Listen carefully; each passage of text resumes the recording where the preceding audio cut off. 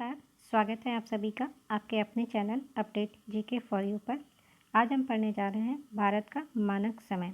इससे पहले पिछली वीडियो में हमने कर्क रेखा पर पड़ने वाले भारतीय राज्यों के बारे में डिस्कशन किया था। अगर आपने वो वीडियो नहीं देखा है तो आप चैनल पर जाकर वीडियो प्लेलिस्ट से आप वो वीडियो देख सकते हैं। और इससे पहले कि हम शुरू करें, अगर आप पहली बार चैनल पर विजिट कर रहे हैं तो कृपया चैनल को लाइक शेयर एंड सब्सक्राइब ज़रूर करें, जिससे नोटिफिकेशन आपके पास पहुंच सके। और अगर आपने चैनल को सब्सक्राइब कर रखा है तो उसके लिए बहुत बहुत धन्यवाद आपको। चलिए शुरू करते हैं। आज भारत के मानक समय के बारे में जानकारी डिस्कशन करते हैं। ऑप्शन यहाँ पर हम कुछ नोट्स हैं उसके बारे में पहले देख लेते हैं कि किस पेज पर हमारा भारत के समय को नापा जाता है या मानक रेखा कौन सी हम फॉलो किया जाता है उसको देखते हैं। तो यहाँ पर है भारत की प्रमाणिक माध्यांतर रेखा अथवा भारतीय मानक समय IST Indian standard time 82.5 degree पूर्वीय देशांतर से लिया गया है। देशांतर यहाँ पर एक चीज़ क्लियर कर दूँ, देशांतर हमारा कुछ इस तरह से मान लीजिए हमारी पृथ्वी है, तो यहाँ से बीच से जो एक बीचों बीच रेखा जाती है ये हमारी 0 डिग्री है, देशांतर रेखा है। इसके अगल बगल में जितनी भी रेखाएं होती हैं ये हमारी देशांतर रेखा का मानक माना जाता है। तो इसी में से एक रेखा होती है जो कि हमारे भारतीय राज्य में पड़ती है, भारत के राज्य पर पड़ती है, जिसको कहते हैं 82.5 डिग्री पूर्वी देशांतर। यानी कि ये जो 0 डिग्री देशांतर है हमारा, इसके इधर साइड में ये पूर्वी देशांतर है और इधर साइड में हमारा पश्चिमी देशांतर पड़ता है। तो ये सभी लाइनों को मिलाकर लगभग यहाँ पर 180 डिग्री इधर से हम 90 उधर जाते हैं, तो हमारी कई सारी मानक रेखाएं इस तरह से बनती हुई चली जाती हैं। इसके बारे में हम आगे और डिस्कशन करेंगे। इन्हीं में से जो हमारे भारतीय मानक रेखा को फॉलो किया जाता है वो है देशांतर 82.30 डिग्री पूर्वी देशांतर से लिया गया है। यह देशांतर रेखा इलाहाबाद, वर्तमान में प्रयागराज, मिर्ज़ापुर आदि स्थानों से होकर गुजरती है। भारतीय मानक समय IST ग्रीनविच मध्य यानी कि GMT टाइम से 5.5 घंटा यानी कि 5 घंटा 30 मिनट आगे है।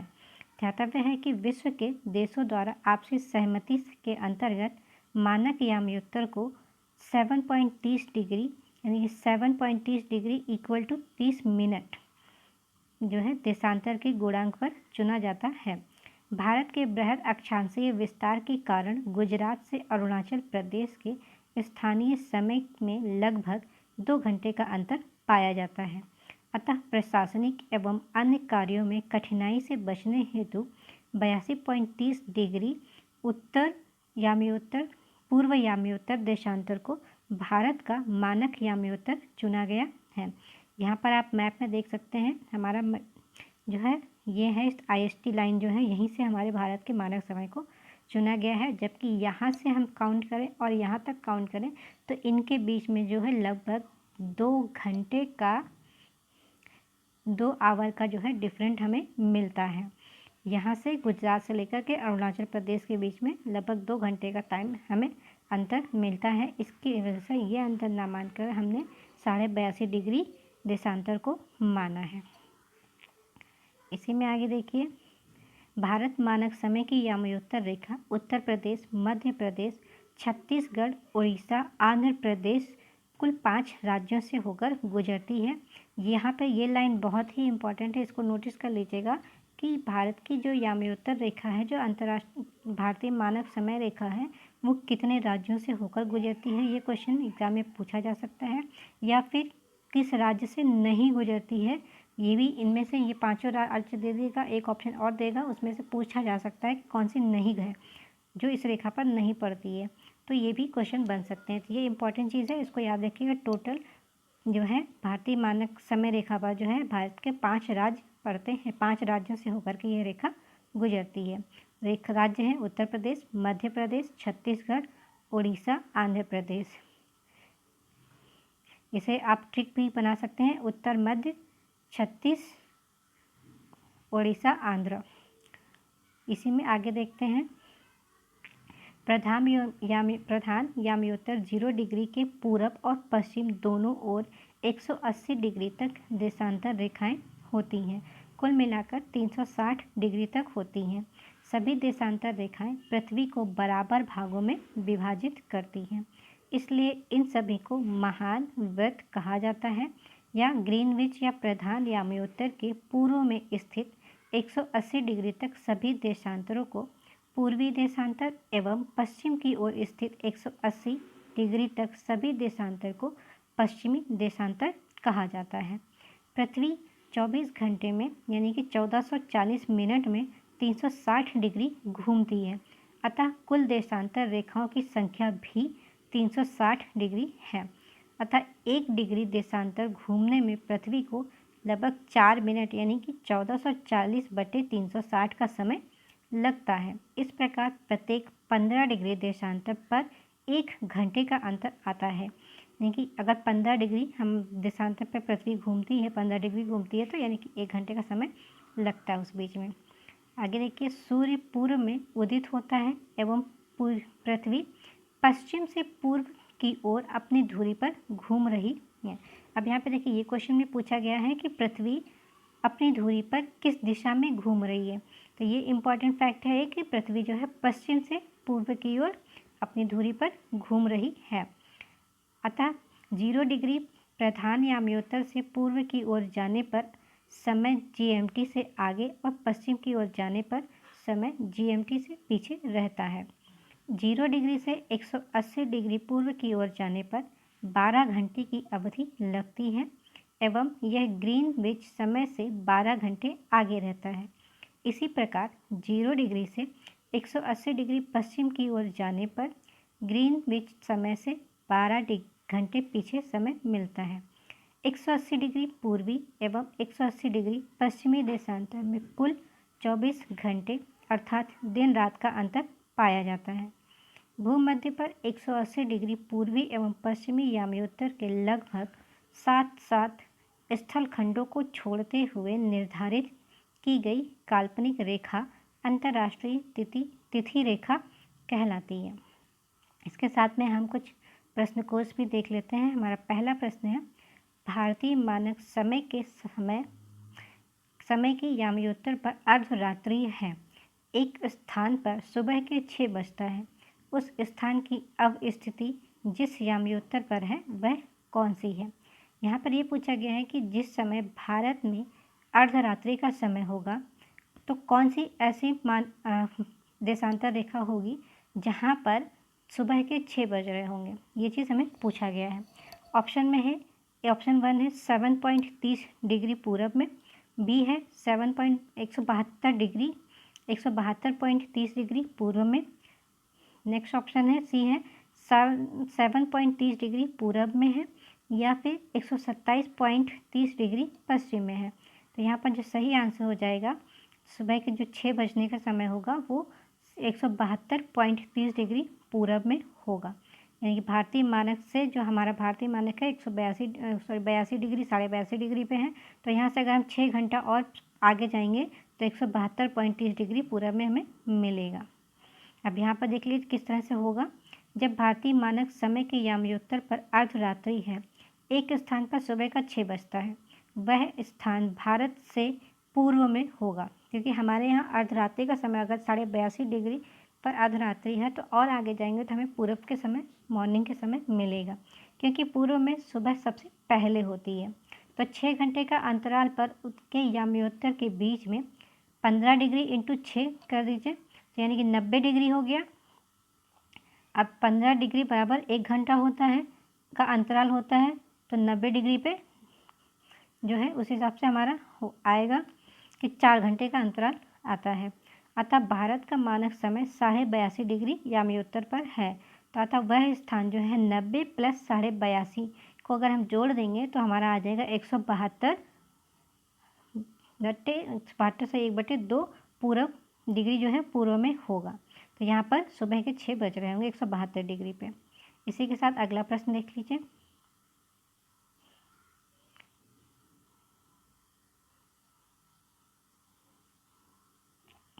सेकंड प्रश्न है हमारा, गुजरात के सबसे पश्चिमी गांव और अरुणाचल प्रदेश के सबसे पूर्वी छोर पर स्थित वालांग के समय में कितने घंटे का अंतराल होता है। तो इस क्वेश्चन का आंसर आपको नोट्स में मिल गया होगा। वैसे तो आप यहाँ पर भी देख लीजिए, पहला ऑप्शन है 1 घंटा, दूसरा ऑप्शन है 2 घंटा, तीसरा ऑप्शन है सी है 3 घंटा और डी ऑप्शन है एक आधा घंटा। तो यहाँ पर जो सही आंसर हो जाएगा बी आंसर हमारा करेक्ट हो जाएगा। हमारा जो समय हो जाएगा 2 घंटे का अंतराल होता है। यहाँ पर हम इस तरह से देख सकते हैं कि गुजरात का देशांतरीय विस्तार 68.4 डिग्री पूरब से लेकर के 74.4 डिग्री पूर्वी देशांतर के मध्य तथा अरुणाचल प्रदेश का देशांतरीय विस्तार 91.30 डिग्री पूरब से 97.30 डिग्री पूरब में है। अतः गुजरात के पश्चिम तथा अरुणाचल प्रदेश के पूर्वी छोर के मध्य देशांतरीय अंतर 97.30 degree minus 68.4 degree equal to 29.26 degree का अंतर आता है, जो कि एक देशांतर में जो है 4 मिनट का अंतराल लगता है। तो इसलिए 29.26 डिग्री इंटू 4 कर देंगे तो हमें 118 मिनट मिल जाएगा, जो कि लगभग 2 घंटे के अंतराल का समय देता है। नेक्स्ट क्वेश्चन देखिए, निम्न कथनों पर विचार कीजिए। जबलपुर की देशांतर रेखा इंदौर और भोपाल की देशांतर रेखाओं के बीच में है। औरंगाबाद का अक्षांश वडोदरा व पुणे के अक्षांशों के बीच में है। थर्ड ऑप्शन है बेंगलुरु की अवस्थिति चेन्नई की तुलना में अधिक दक्षिणवर्ती है। इनमें से कौन सा कथन सही है? ऑप्शन में पहला है ए ऑप्शन में है 1 और 2 3, बी ऑप्शन में केवल 2, सी ऑप्शन में है 2 और 3, डी ऑप्शन में है 1 2 3। तो यहाँ पर जो हमारा सही आंसर हो जाएगा सी आंसर हमारा सही हो जाएगा, यानी कि इसमें से 2 और 3 ऑप्शन हमारा सही है, बाकी पहला ऑप्शन हमारा गलत है। इस तरह से हम इसका डिस्क्रिप्शन भी देख सकते हैं।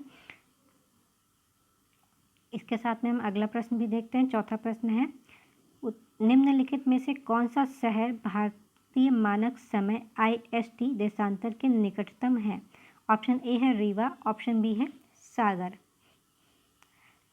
ऑप्शन यहाँ पर सी है उज्जैन और डी है होशंगाबाद। तो यहाँ पर जो सही आंसर हमारा हो जाएगा, हमारा ए आंसर सही हो जाएगा रीवा, जो कि MP का एक जिला है रीवा, जो भारतीय मानक समय के देशांतर के सबसे निकटतम है।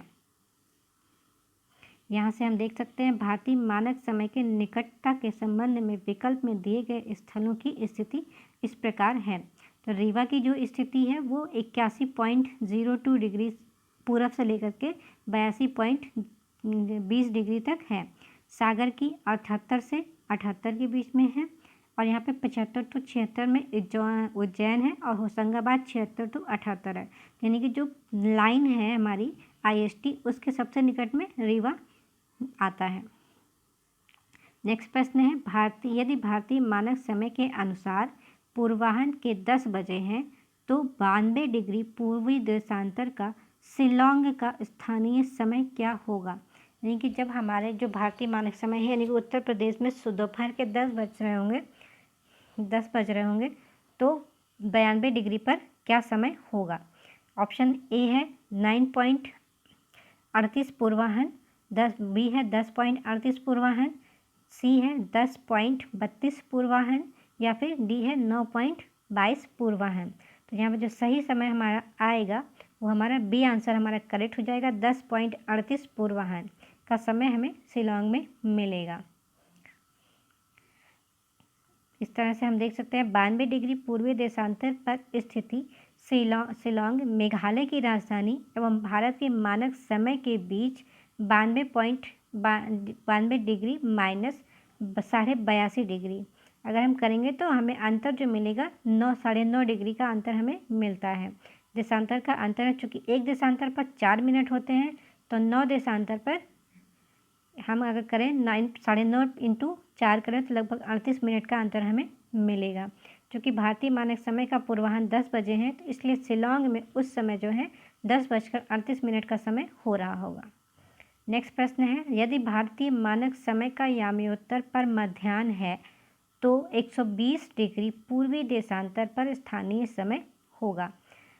अब ऑप्शन ए है 9:30 बजे, या ऑप्शन बी है दोपहर के 2 बजे 2:30 बजे लगभग, ऑप्शन सी है 17.30 यानी कि शाम के 5:30 बजे, और डी है शाम के 8 बजे। तो यहाँ पर जो सही आंसर हमें मिलेगा वो हमारा बी आंसर करेक्ट हो जाएगा दोपहर के 2:30 में, यानी कि 2:30 बजे का समय हमारा होगा।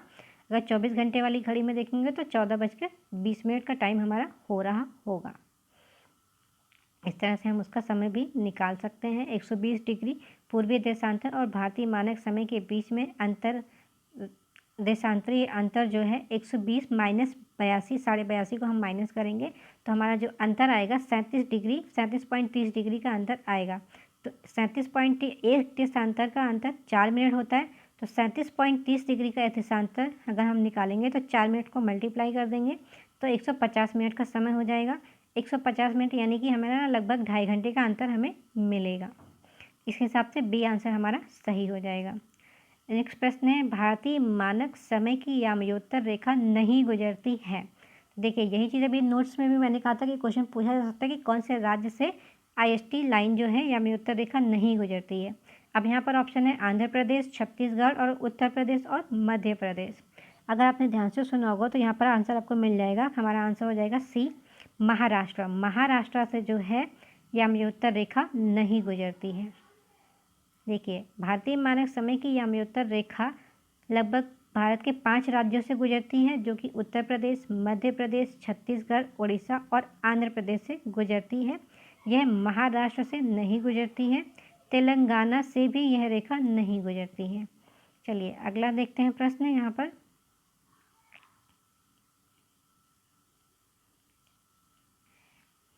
भारतीय मानक समय की देशांतर रेखा 82.5 डिग्री किस नगर से होकर गुजरती है। अभी तक हमने राज्य पूछा था, अब यहाँ पर नगर पूछा गया है। तो ऑप्शन यहाँ पर है नागपुर, पटना, दिल्ली और इलाहाबाद। तो जहाँ पर सही आंसर हो जाएगा लगभग सबसे नज़दीक में अगर हमारा पड़ता है तो इलाहाबाद पड़ता है, तो हमारा डी आंसर करेक्ट हो जाएगा। क्योंकि दिल्ली जस्ट अपोजिट में है, नागपुर जो है महाराष्ट्र में है, वहाँ से नहीं गुजरती। पटना में जो है पटना जो है बिहार में है, तो वहाँ से भी नहीं गुजरती है। उत्तर प्रदेश से गुजरती है, तो इलाहाबाद ही हमारा करेक्ट आंसर यहाँ पर होगा। देखिए सबसे निकट जो 82.5 डिग्री है वो इलाहाबाद। अगर हमारा यहाँ पर इलाहाबाद के अंदर भी अगर पूछें तो नैनी स्थान पड़ेगा। नैनी सबसे नज़दीक का एरिया पड़ता है। अगला प्रश्न है, निम्नलिखित देशांतरों में कौन सा भारत की प्रमाणिक मध्यांतर रेखा कहलाता है। तो ऑप्शन है 87.30 डिग्री पूर्वी, 85.30 डिग्री पूर्वी में, 84.30 डिग्री पूर्वी में या फिर 82.30 डिग्री पूर्वी में। तो हमारा सही आंसर हो जाएगा 82.5 डिग्री, यानी कि डी आंसर करेक्ट हो जाएगा। 82.30 डिग्री जो है पूर्वी में पड़ता है। नेक्स्ट प्रश्न है, भारतीय मानक समय IST निम्नलिखित स्थानों में से किसके सबसे नज़दीक से जाता है। तो ऑप्शन है मेरठ, मुजफ्फरनगर, लखनऊ या इलाहाबाद।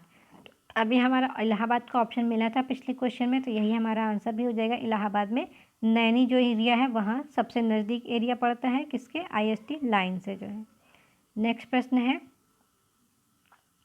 भारतीय मानक समय IST एवं ग्रीनविच मध्य समय GMT में अंतर पाया जाता है 4.5 घंटे प्लस में या 5.5 घंटे प्लस में या फिर 5.5 घंटे माइनस में या 4.5 घंटे माइनस में। अब यहाँ पर एक चीज़ मैं समझाना चाहूँगी। देखिए जैसे ये हमारी पृथ्वी है और इसको बीच में ही अगर हम ये जो है यहाँ पर IST लाइन देखते हैं, जो यहाँ से हमारा 82.5 डिग्री इधर जो जाता है ये प्लस में जाता है और इधर के जो टाइमिंग जाती है ये माइनस में जाता है।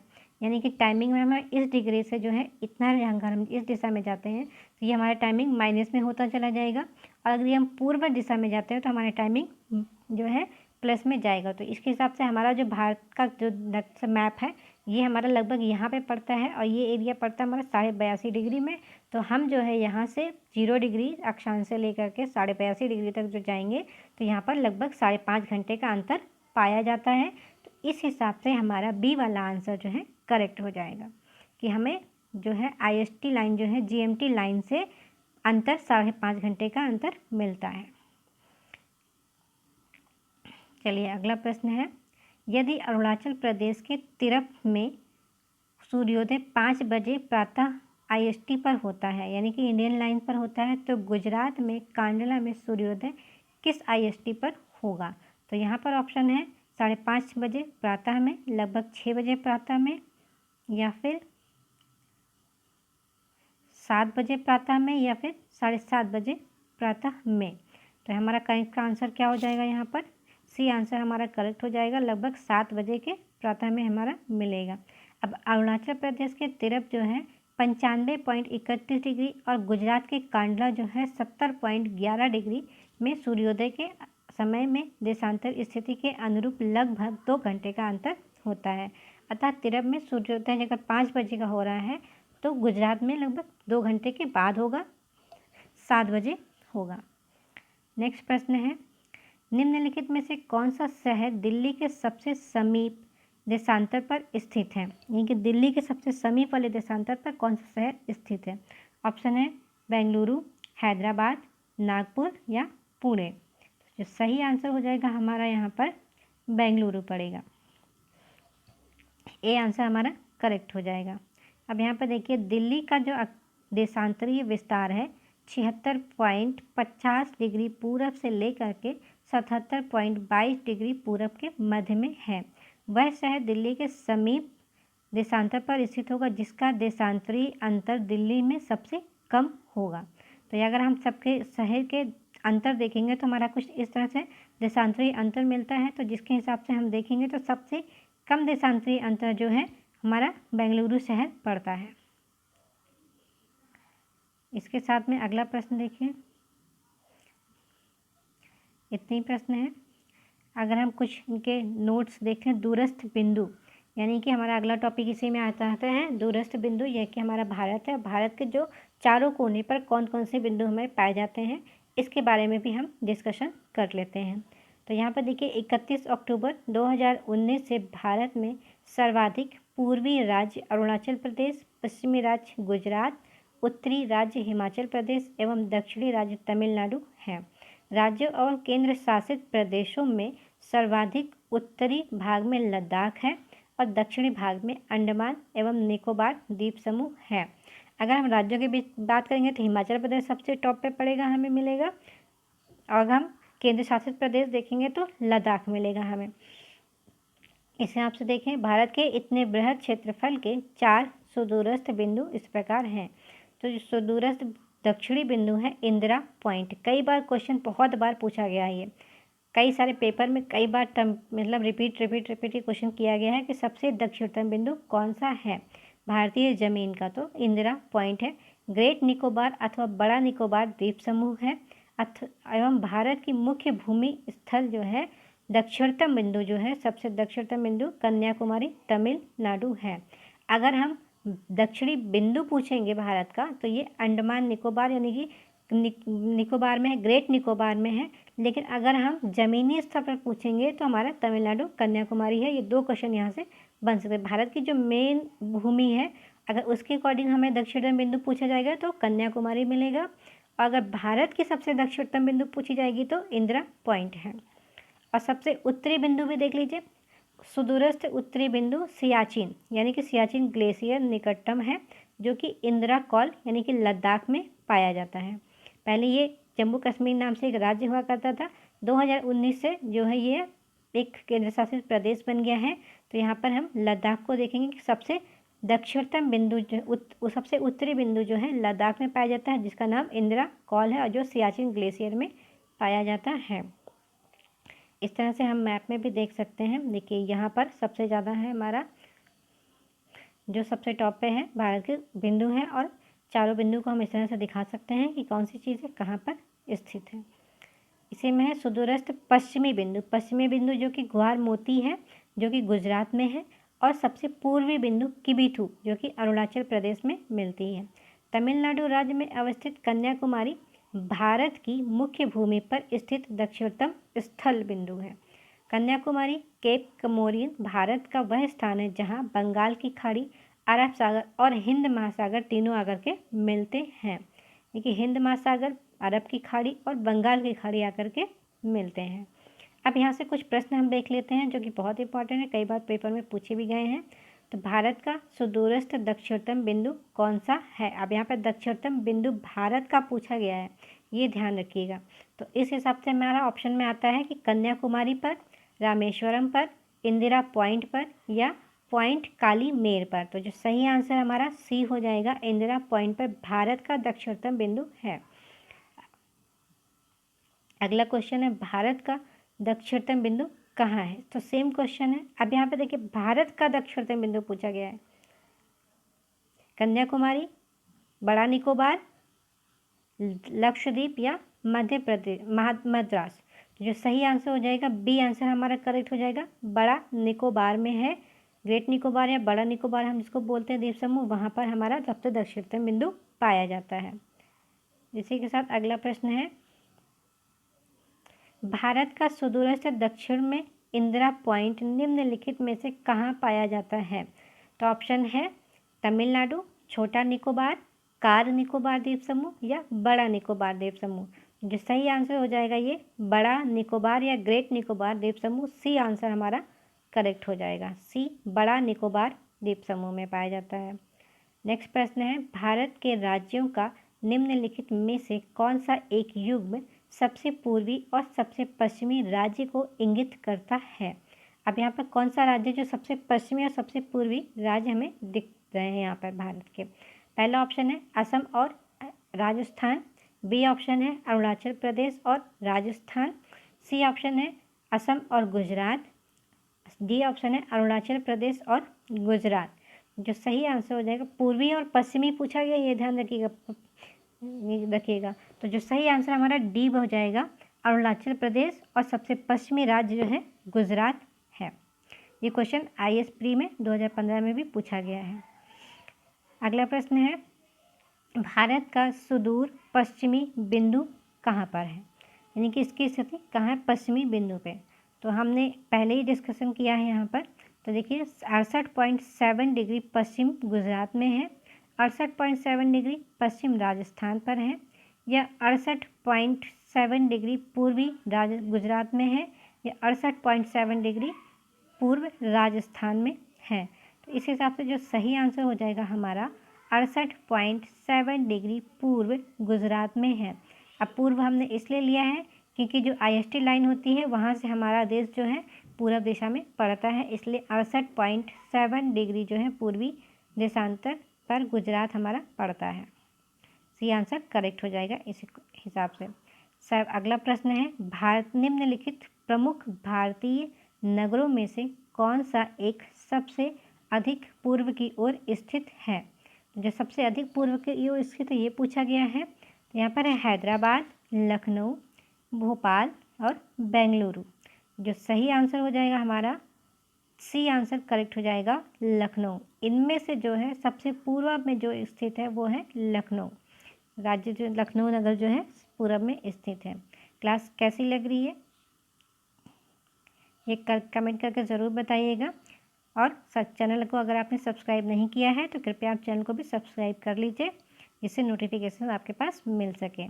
इसी के साथ हम अगला प्रश्न भी देख लेते हैं। भारत का वह कौन सा स्थान है जहां बंगाल की खाड़ी, अरब देश तथा हिंद महासागर तीनों आपस में मिलते हैं। ऑप्शन है कन्याकुमारी, इंदिरा पॉइंट, नगर कोइल या रामेश्वरम। तो जो सही आंसर हो जाएगा यहाँ पर ए आंसर हमारा करेक्ट हो जाएगा कन्याकुमारी। तो भारत का जो नगर है वह राज्य है कन्याकुमारी है स्थान, जहाँ पर बंगाल की खाड़ी, अरब सागर और हिंद महासागर तीनों मिलते हैं। तो आज के लिए हम इतना ही रखते हैं।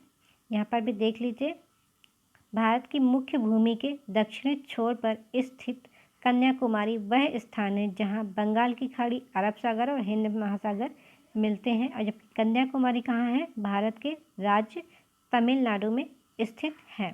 तो आज के लिए इतना ही रखते हैं। कल फिर मिलते हैं एक नए टॉपिक के साथ में।